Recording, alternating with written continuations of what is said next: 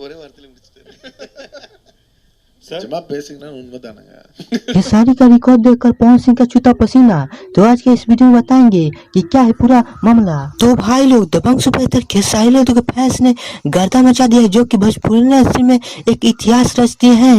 तो उसी के बारे में बताने वाले हैं। तो इस वीडियो का एंड तक देखना और लास्ट तक देखना। अगर आप भी खेसारी लाल का सच्ची वाला फैन है तो चैनल को सब्सक्राइब कर दीजिए और बेल आइकन दबा दीजिए। चलिए वीडियो को शुरू। दोस्तों, खेसारी लाल का डोली सजा कर रखना फिल्म तो आप लोग देखे ही होंगे, जो कि काफी जबरदस्त मूवी था और तहलका मचा दिया है, जो कि यूट्यूब पर तहलका मचा दिया था।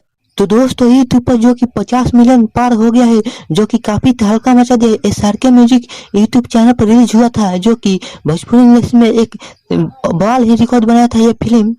तो दोस्तों, अगर आप भी खेसारी लाल का ये फिल्म नहीं देखे हैं डोली सजा कर रखना, तो जाकर देखिए SRK म्यूजिक पर और तहलका मचाइए और गर्दा उड़ाइए। और खेसारी फैन जितने भी है इस चैनल को सब्सक्राइब कर दीजिए और बेल आइकन दबा दीजिए, ताकि हर अपडेट इसी तरह आप लोग के पास सबसे पहले जाए।